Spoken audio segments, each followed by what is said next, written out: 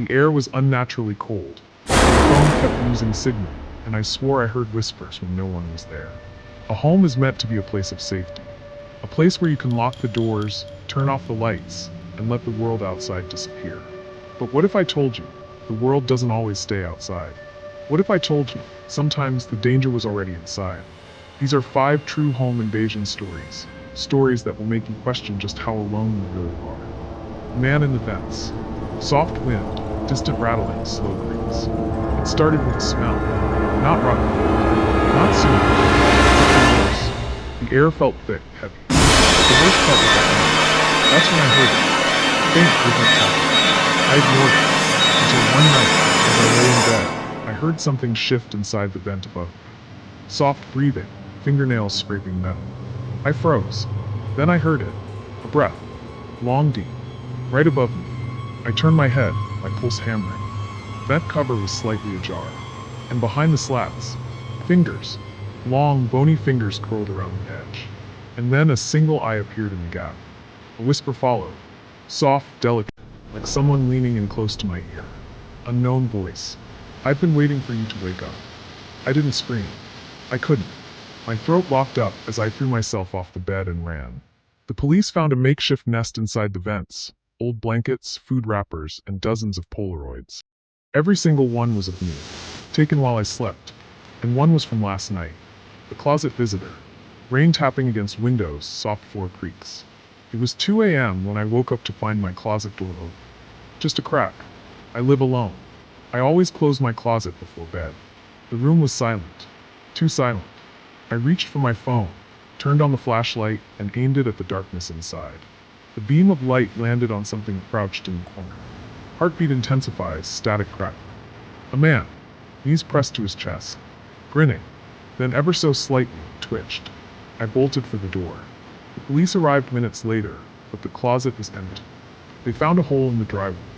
Behind it, a crawl space with a mattress. He had been living there for weeks. I had slept just feet away from him every single night. The wrong house. Phone buzzing, low thunder. It started with a text. Unknown number. I'm outside. Let me in. It came to my mom's phone at 2:07 a.m. But we were the only ones home. She shrugged. Wrong number. But something felt off. I checked the security cameras. A man stood at our front door, unmoving, head tilted downward. Then he pulled out his phone. My mom's phone buzzed again. Unknown number. I know you're awake. The doorknob rattled. Then he started checking the windows, as if he knew which one might be open. I whispered to 911, hands shaking. The operator said help was on the way. But before the cops arrived, the man did something that still haunts me. He turned to the security camera. Then he lifted his phone and showed the screen.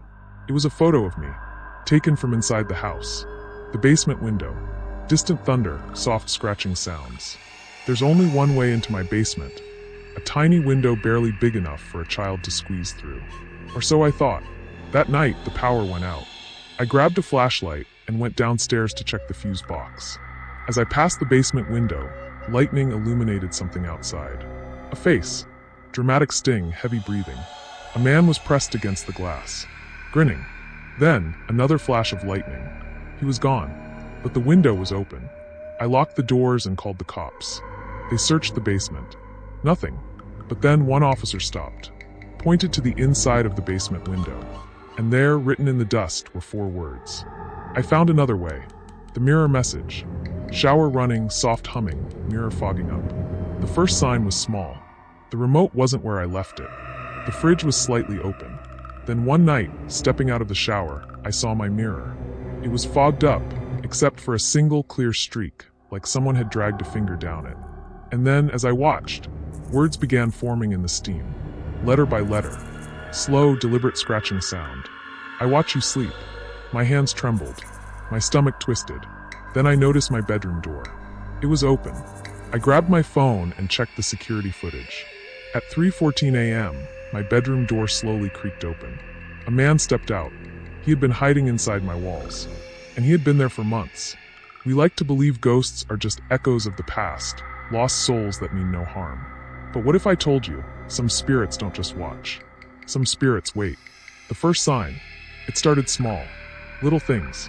I'd wake up and find cabinet doors open, my coffee mug missing, my bedroom door slightly ajar when I knew I had closed it. But the worst part was the feeling, that sickening weight of being watched, like someone standing just out of sight, waiting for me to turn around.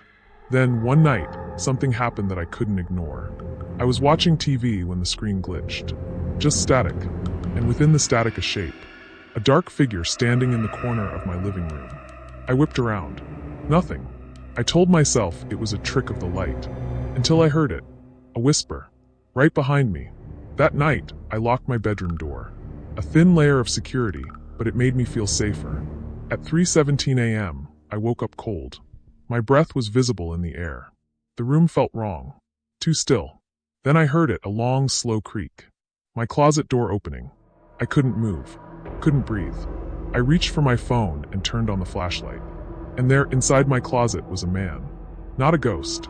A man. Skin pale, eyes sunken, grinning. He took a slow step forward. I bolted out of bed, yanked the door open, and sprinted into the hall. But the moment I did, I saw something far worse. Standing at the end of the hallway was a second figure. Tall, shadowy, unmoving. The air was thick with whispers, voices overlapping. The man from my closet was laughing. And then, the shadow moved. The power shift. The shadow didn't attack me. It attacked him. In an instant, the dark figure lunged at the man, who screamed as the shadows wrapped around his body. His laughter turned to choked gasps, his fingers clawing at his throat as he was dragged back into the closet. The door slammed shut. Silence. Then a knock. Once. Twice. Slow. Deliberate. I didn't wait. I ran. The truth. The police arrived minutes later. They searched my apartment. Nothing. No sign of forced entry. No footprints. No sign that anyone had ever been in my closet. But when I checked the security footage, my stomach dropped. At 3:17 a.m., my bedroom door opened by itself. I saw myself sleeping. Then, from inside the closet, a man stepped out, watching me. Then, at 3:19 a.m., something else appeared. The dark figure. And then the feed cut to static. I moved out the next day. I never went back. But I still dream about that night. People always ask me, what was the ghost? Was it evil? Was it protecting me? I don't know. But I do know this. Some ghosts don't just watch. Some ghosts wait. And sometimes they're not waiting for you.